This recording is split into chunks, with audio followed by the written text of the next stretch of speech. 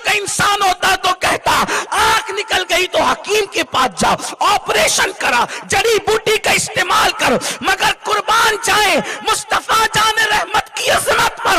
आंख निकल गई, सरकार ने आंख का ढेला हाथ में लिया, लुआब लिया, कतादा की आंख में लगाया और आंख का ढेला रख दिया तो वो अपने आप जुड़ गया। कतादा कहते हैं कि पहले मैं इस आंख से जितना देखता था, लुआब मुस्तफा की बरकत से उससे ज्यादा देखने लगा। हुजूर के लुआब की बात चल रही थी, हुजूर के थूक मुबारक की बात चल रही थी। खैबर का मौका है, जंग खैबर का मौका है। मेरे आका फरमाते हैं कि कल झंडा उसके हाथ में दूंगा जो अल्लाह का महबूब है और अल्लाह और रसूल से मोहब्बत करने वाला है। रात सबने बेचैनी में गुजारी, बेकरारी में गुजारी कि कल क्या होता है। कल जिसको झंडा मिलेगा उसको 3 फजीलतें मिलेगी, इसलिए कि एक तो वो फातह खैबर होगा, दूसरा वो मुहिब की सनद पाएगा, तीसरा महबूबियत की भी सनद पाएगा। इसलिए रात को सहाबा सोए नहीं, सुबह को उठे। कहा जाता है कि सहाबा पंजों के बल खड़े होकर हुजूर को दिखा रहे थे कि मैं भी आया हूं, मैं भी आया हूं, मैं भी आया हूं, ताकि अल्लाह अकबर। हुजूर कहते हैं मैं भूलता नहीं हूं, भुलाया जाता हूं। सहाबा मुंह चेहरे इसलिए दिखा रहे थे कि कहीं ख्याल मुबारक से खुदा न ख्वास्ता मैं भुला दिया जाऊं तो याद आ जाऊं, ताकि परचम मुझे मिले। लेकिन हुजूर की शान है ना, हुजूर की शान है, इंतखाब मुस्तफा का मुकाम अलग है। हमारे इंतखाबात मुंह देख कर होते हैं, मुस्तफा जाने रहमत का इंतखाब जात देख करके होता है। वो पंजों के बल सामने खड़े हुए जो थे, हुजूर ने सब पर नजर डाली और फिर फरमाया ऐना अली, अली कहाँ है, अली कहाँ है। सबने कहा या रसूल अल्लाह वो बीमार है, उनकी आंखों में आशूबे चश्म है, आंखें आई हुई है। सरकार अलैहिस्सलातु व तस्लीम के इंतखाब पे कुर्बान जाए। आपने किसी मुकर्रिर का इंतखाब किया तकरीर के लिए, फोन आ गया बीमार है, आप आदमी तब्दील कर देते हैं क्योंकि बीमार आदमी तकरीर नहीं कर सकता। तकरीर के लिए जितनी ताकत की जरूरत है उससे ज्यादा जंग के लिए ताकत की जरूरत है।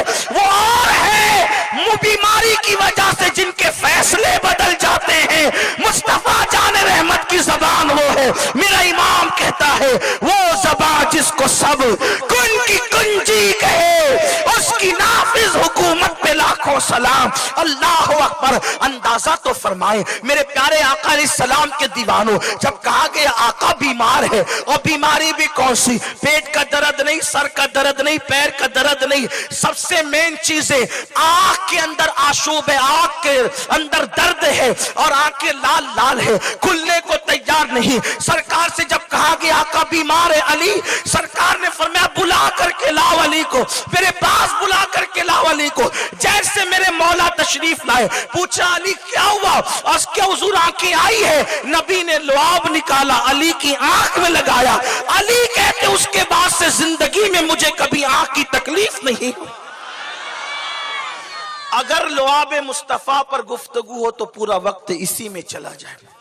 बोलो हुजूर के थूक का ये हाल है, और पसीने का क्या हाल है, इसको खुलवा दीजिए, पसीने का क्या हाल है हुजूर के।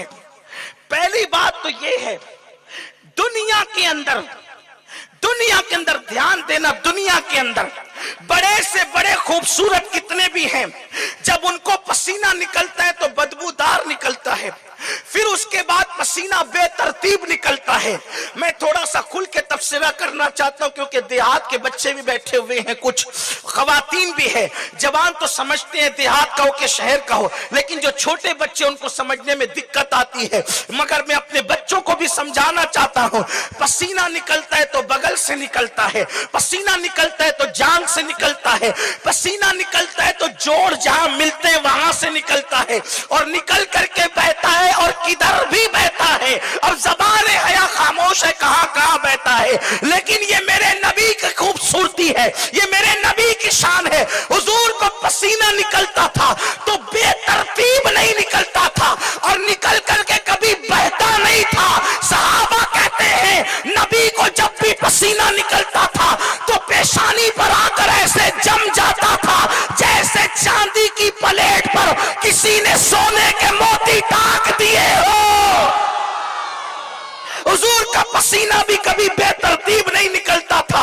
اسی لیے کسی نے یہ نہیں کہا کہ حضور کے گرتے ہوئے پسینے کو ہم نے شیشی میں لیا. جس نے بھی کہا یہ کہا کہ میں نے حضور کے جسم سے سمیٹ کر کے پسینہ لیا.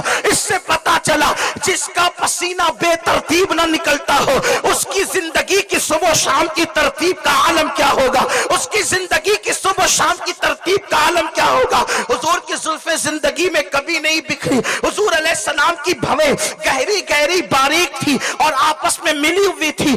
دور سے دیکھنے پر الگ الگ لگتی تھی, قریب سے دیکھنے پر ملی ہوئی لگتی تھی. حضور کا گول گول چہرہ تھا. حضور کے چہرے کو کسی نے کہا ہندوستان کی تلوار کی طرح چمکتا تھا, بنا کر دیا گیا. نہیں نہیں, حضور کا چہرہ ہندوستان کی تلوار کی طرح نہیں بلکہ چاند کی طرح چمکتا تھا. یعنی تلوار لمبوتری ہوتی ہے اور چاند گول ہوتا ہے, اسی لیے فرمایا چاند کی طرح چمکتا تھا. لیکن بات یہ کرنے چلا ہوں, حضور کی آنکھیں بھی تھی مگر ہماری آنکھوں کی طرح نہیں تھی. اتنی خوبصورت تھی, اس خوبصورتی کو کوئی بیان ہی نہیں کر سکتا. مگر پیچھے دیکھتی تھی تو تحت الثری تک دیکھتی تھی, اوپر دیکھتی تھی تو لوح محفوظ کی تحریروں کو پڑھ لیا کرتی تھی. اللہ اکبر. حضور کے ہاتھوں کی شان یہ ہے کہ جس طرف اٹھ گیا ہاتھ مبارک, میرے امام کہتے ہیں ہاتھ جس سمت اٹھا غنی کر دیا, موج بحر سماحت پہ لاکھوں سلام. حضور کے ہاتھوں کی شان یہ ہے کہ جب بھی پیاسوں نے آ کر کے کہا یا رسول اللہ پیاس لگی ہے اور پانی نہیں ہے, تو مصطفیٰ جان رحمت کی انگلیوں سے پانی کے چشمے جاری ہو گئے. امام کہنے لگے انگلیاں ہے فیض پر, ٹوٹے ہیں پیاسے جھوم کر, نتیاں پنجاب رحمت کی ہے جاری. واہ واہ, ہاتھوں کی شان یہ, پیروں کا مقام یہ. اب دھیان سے سنتے چلے, یہ میری تقریر کا عنوان نہیں, یہ میری تقریر کی تمہید ہے. دھیان سے سننا مسلمانوں, مصطفیٰ جان رحمت کے پیروں کا مقام یہ ہے. حضور مٹی پر قدم رکھتے ہیں تو پیر کا نشان نہیں پڑتا, لیکن پتھر پہ قدم رکھتے ہیں تو پیر کا نشان جاتا ہے. حضور کی زبان کی شان یہ, حضور اگر درختوں کو اشارہ کرے تو درخت تو جھومتے ہوئے بارگاہ مصطفیٰ میں آتے ہیں اور پھر فرماتے ہیں تو واپس چلے جاتے ہیں. حضور پہ پتھر درود و سلام پڑھتے ہیں, حضور پر درخت درود و سلام پڑھتے ہیں. امام کہتے ہیں ان پر درود جن کو حجر تک کرے سلام, ان پر سلام جن کو تحیت شجر کی ہے, درخت جن کو سلام کرے, پتھر جن کو سلام کرے. میرے آقا نے یہاں تک فرمایا کہ جب میں اپنی امی کے ساتھ بچپنے میں مدینہ شریف آیا تھا تو اس وقت جو مجھے پتھر سلام کرتے تھے میں ان کو آج تک پہچانتا ہوں. حضور کو جنہوں نے سلام کیا فرمایا آج تک پہچانتا ہوں. جو پتھر کا سلام سنے اسے محمد الرسول اللہ کہتے ہیں, جو درختوں کو بلائے اسے محمد الرسول اللہ کہتے ہیں, جو اشارہ کر کے چاند ٹکڑے کر دے اسے محمد الرسول اللہ کہتے ہیں, جو کھاری کنویں کو میٹھا کر دے اسے محمد الرسول اللہ کہتے ہیں, جو جابر کے بچوں کو زندہ کر دے اسے محمد الرسول اللہ کہتے ہیں, جو جابر کی کٹی ہوئی بکری پہ ہاتھ رکھ دے اسے محمد الرسول اللہ کہتے ہیں, ہاتھ رکھ کے زندہ کر دے اسے محمد الرسول اللہ کہتے ہیں, جو نابیناؤں کو بینائی دے دے اسے محمد الرسول اللہ کہتے ہیں, جو مردوں میں جان ڈال دے اسے محمد الرسول اللہ کہتے ہیں, جو بیمار پہ ہاتھ رکھ کے شفا دے دے اسے محمد الرسول اللہ کہتے ہیں, جو آسمانوں پر جائے اسے محمد الرسول اللہ کہتے ہیں, جو جبریل کے آگے جائے اسے محمد الرسول اللہ کہتے ہیں, جس کا سفر سبحان الذی اسرا ہو اسے محمد الرسول اللہ کہتے ہیں, جس کی بیعت ان الذین یبایعونک انما یبایعون اللہ ید اللہ فوق ایدیہم کے ترجمان ہو اسے محمد الرسول اللہ کہتے ہیں, جس کا چلنا لا اقسم بہذا البلد ہو اسے محمد الرسول اللہ کہتے ہیں, ما زاغ البصر وما طغی جس کا دیکھنا ہو اسے محمد الرسول اللہ کہتے ہیں, والنجم جس کا سفر سے آنا ہو اس کو محمد الرسول اللہ کہتے ہیں, جو لامکہ پہ جاتا ہے اور جب واپس آتا ہے تو زنجیر بھی ہلتی ہے بستر بھی گرم رہتا ہے اسے محمد الرسول اللہ کہتے ہیں, جو سو جائے تو معراج منامی وہ جاگے تو خدا سے ہم کلامی اسے محمد الرسول اللہ کہتے ہیں, جو حبشی کے چہرے پہ ہاتھ پھیرے تو چہرہ چاند کی طرح چمک جائے اسے محمد الرسول اللہ کہتے ہیں, جس کی انگلیوں سے پانی کے چشمے جاری ہو جائے اسے محمد الرسول اللہ کہتے ہیں, جس کے اشارے پہ کنکری کلمہ پڑے اسے محمد الرسول اللہ کہتے ہیں, پاگل اٹھ جا کر درست ہو جائے اسے محمد रसूलुल्लाह कहते हैं। चिड़िया जहां जाकर फरियाद करे उसे मोहम्मद रसूलुल्लाह कहते हैं। लड़ते हुए को जो मिला दे उसे मोहम्मद रसूलुल्लाह कहते हैं। अल्लाह अकबर, अल्लाह अकबर। जो हाथ फेर दे किसी के सर पे तो लोग बाल कटवाते नहीं थे।